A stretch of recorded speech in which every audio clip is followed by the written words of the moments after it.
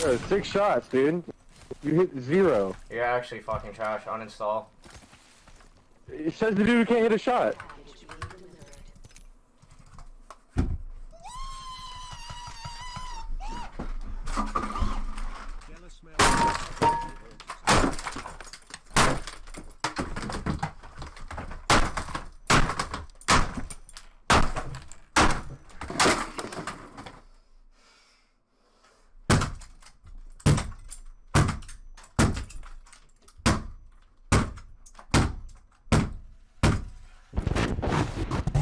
In all the different forms of rage, from roid rage to Burger King potato rage, nothing on the deep dank internet can hold a candle to gamer rage. It's the most raw, pure form of rage. There it is. Bad fucking player!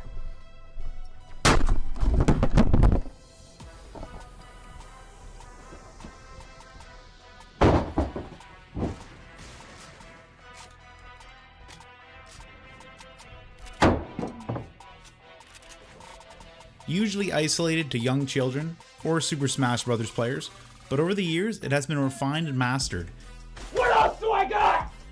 And is now basically a genre in itself, and I feel like it's time we take a better look at it. Today's video is about one of the angriest gamers I've ever seen. Let me introduce you to Dellor.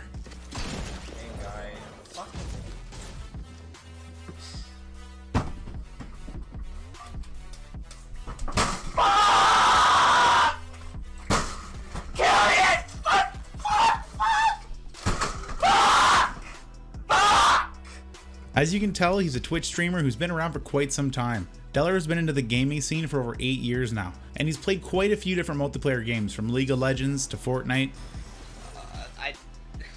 It was so stupid, I didn't...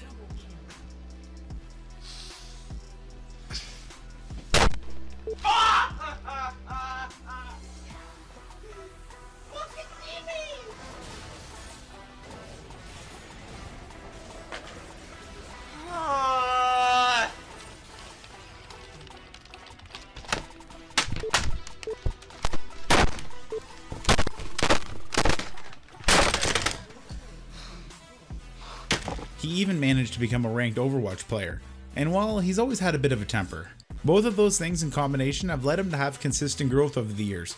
But he really started to pick up traction when he came into the mainstream light about 2 years ago, when an unfortunate freakout shifted his career for the worst. See, there was a period of time where Dellor had some potential in becoming a pro esports player. He was pretty decent at first person and third person shooters, and was actually pretty good at Overwatch.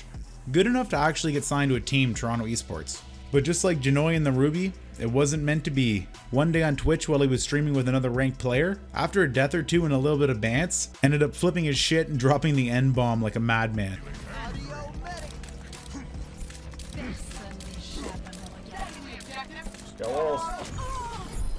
Seems legit. Why are you peeking that?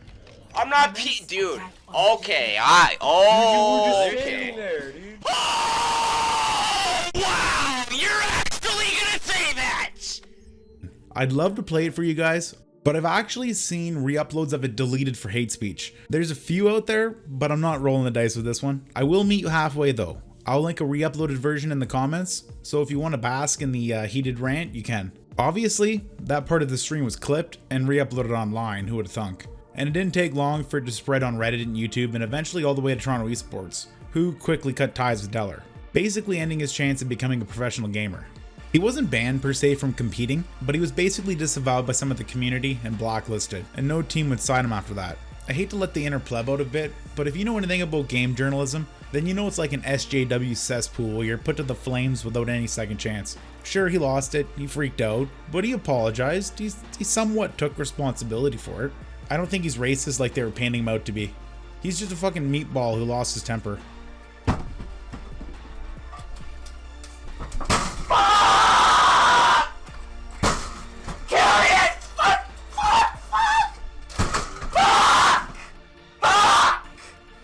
And his rant wasn't even really directed at anyone. It seemed like it was more out of frustration in my opinion. But that's the day and age we live in, when unfortunately public outrage trumps all. Dellor also ended up getting temporarily suspended from Twitch. It was a pretty rough time for him, mainly because he was in a situation where his future as a pro gamer was completely shut down. And he was left in this position where he had an established audience that watches him as a streamer, but he also at the same time had like a glass ceiling. Like, he's not going to be able to hit the next level and become a pro gamer because of his Overwatch Spurgfest. So he only really had one option. If he wanted to keep doing this as a career, he's going to have to settle for just being a regular Twitch streamer who's slightly better than the average player. Definitely a tough pill to swallow for someone who could have made the jump to pro. He did keep going though, and the grind did nothing but wear on him over the time, causing him to often freak out and repeat previous behaviors. It's retarded. Yeah, just fucking kill me already! I don't fucking care! Fucking bullshit game! Fucking bullshit game!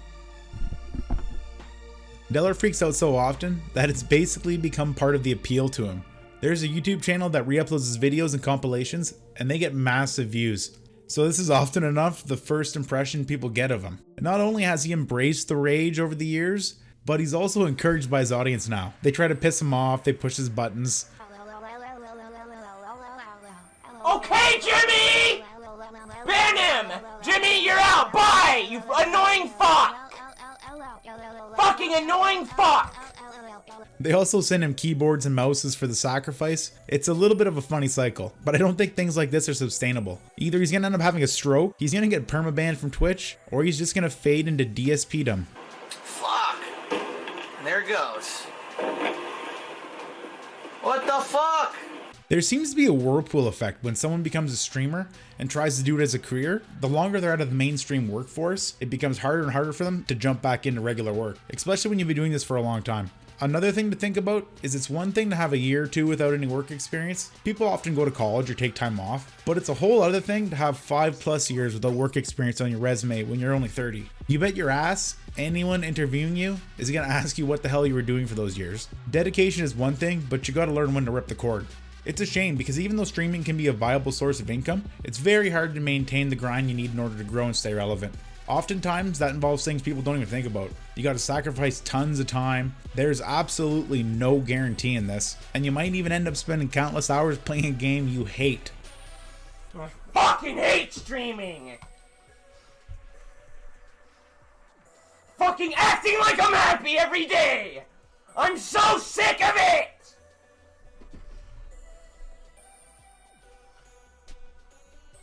I fucking hate streaming!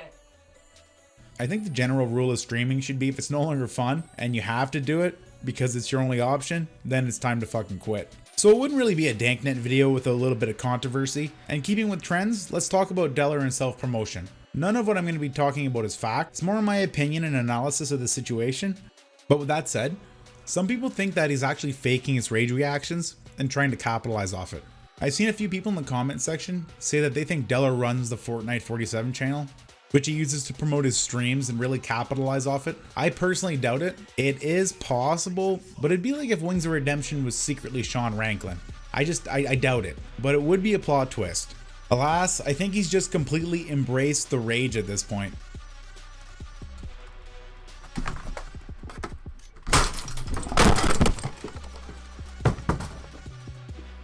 I'm out! There it is! Goodbye! I'm out! And it's not necessarily a bad decision. He is entertaining when he smashes things, and he seems like a cool dude. A little high strung, but I'm guessing that comes with the territory. It's kind of funny because the keyboard and mouse destruction has went from a meme to actually part of his core entertainment value. It appears he has learned not to always smash the keyboard he's using though.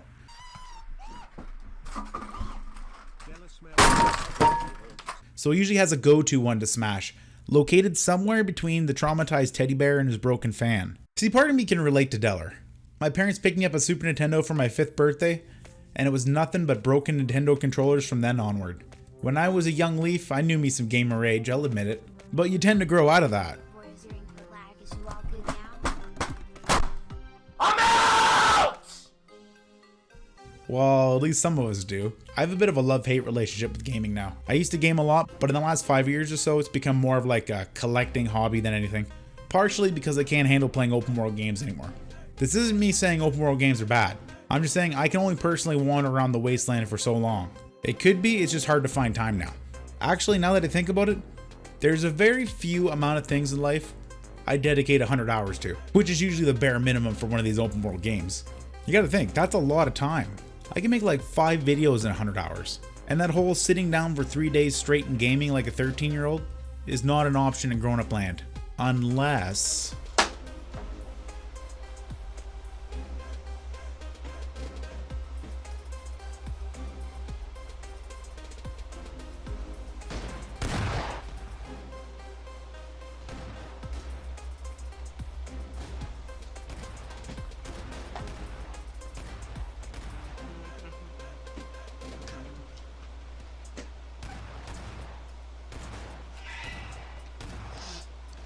it all makes sense now. Cocaine's a hell of a drug.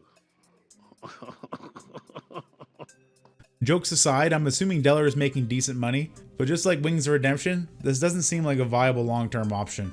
There doesn't seem to be a long lifespan for streamers who start going down this rage freakout route to produce views and revenue.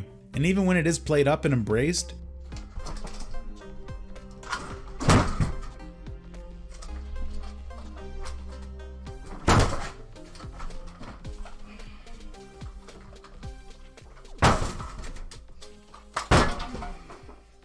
it does seem to have its wear on the streamer over time. People poking and prodding, trying to get a reaction out of you. And some of Dellor's reactions are exaggerated, but you can tell there's actually frustration brewing inside of the poor little manlet.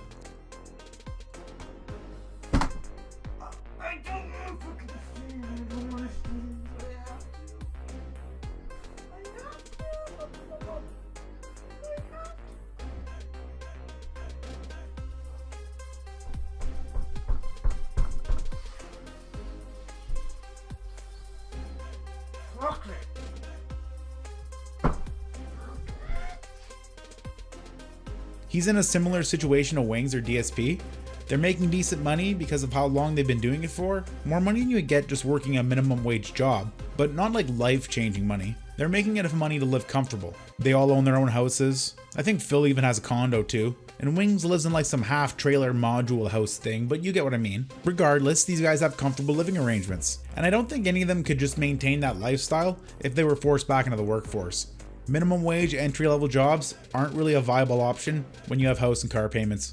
I'm not saying it can't be done. Some people are workaholics and can grind away saving every penny, but I don't think these guys are prepared one bit if that were to ever happen. Thus, they are forever stuck in the perpetual state of hating what they do, but they're stuck because they have to do it because it's the only option to maintain their lifestyle. The dark side disorder. We're dubbing it right here, people. When streaming is the only option, it's called the dark side disorder. Part of me feels bad for guys that end up in a situation like this, because it's a lot of kids' dreams to grow up and become streamers.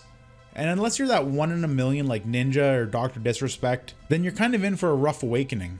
There's a certain amount of dedication, charisma, skill, and fucking luck that not everyone has that you need to hit it big in streaming or esports. And it's a completely different monster to keep the growth going and not fall into that realm of resentful rage gaming. Anyway, this ends the first edition of Dank Gaming. I hope you guys have enjoyed this dumpster fire because I sure have. Speaking of dumpster fires, I have had a lot of people ask for a little update in the YouTube Sith lore department. The Misfits and the Piss Troopers may have given Jason a hilarious birthday present. Let me know in the comments if you want to hear about it. And wheat thin grass on Scott's Turf Builders. Can we not fucking talk about social media today? It's my fucking birthday, you jackasses. And fire ants for up to 6 months. Kill Fucking assholes. and feed for greener grass so your lawn